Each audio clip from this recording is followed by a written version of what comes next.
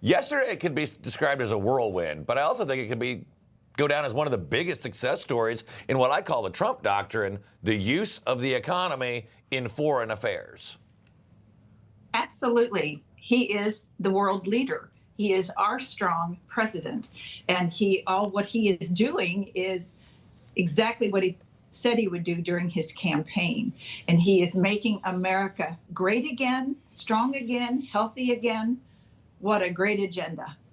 So meanwhile, the 10% tariffs went against China into effect at midnight last night. I know Beijing hit back with 15% tariffs on U.S. goods. So President Trump now warning China, if they don't stem the flow of fentanyl, the tariffs will increase. Is China bluffing here, do you think? And how did China's tariffs in the U.S. impact things for all of us here at home?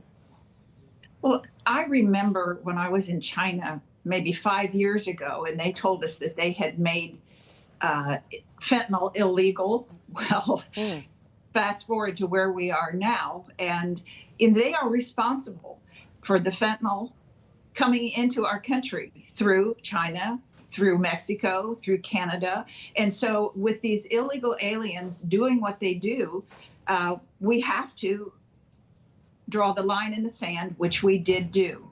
I think during COVID, we also came to the conclusion of the number of items that we bring in from China need to be kind of pulled back a bit. So I'm not concerned about it. All right. Well, even though the various sides got it resolved before most people went to bed last night, the mainstream media and Democrats still spent the day losing their minds. I think most Americans would be okay paying a bit more for tequila and avocados in order to stop the deadly flow of fentanyl into our country. What do you think, Congresswoman? Well, I think it's ridiculous that we've focused on tequila and avocados. The important thing is stopping the flow of illegal immigrants into our country, the drugs, the amount of money, the debt that has come from us taking all these people in and providing them with money and places to live and food. It has to stop. We have to put America first, and that is what President Trump is delivering upon. And that's what people voted for, right, on November 5th. I know you're in West Virginia, not a border state, but we've said under that Biden administration that every state, essentially a border state. And I'm sure that you in your state have seen issues of fentanyl overdoses, obviously, and we've seen that flow of illegal migrants into every state in our country. What are you hearing from your constituents?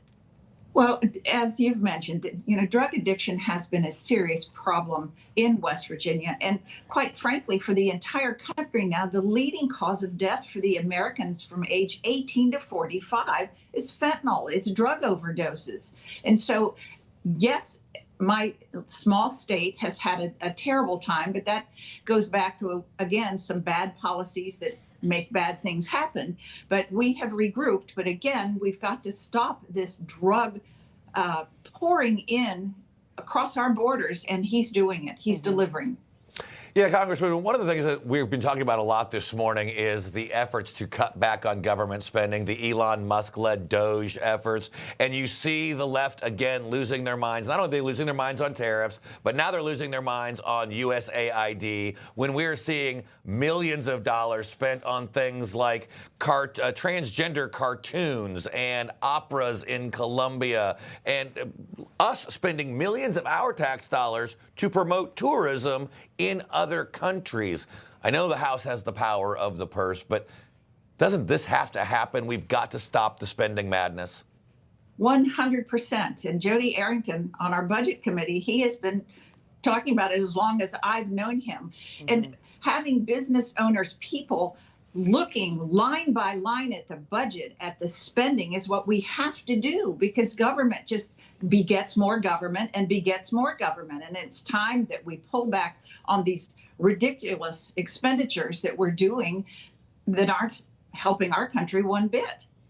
And I know that Elon Musk has been open and talking with so many members of Congress about this excessive spending and sitting down and trying to find ways to cut back. I mean, that's his primary job now. Why do you think he's the best guy to lead this department moving forward with Doge?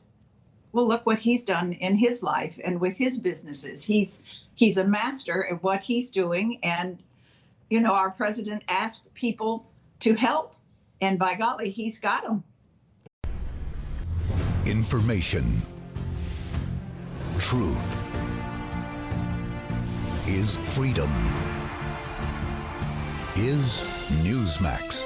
It's real news for real people.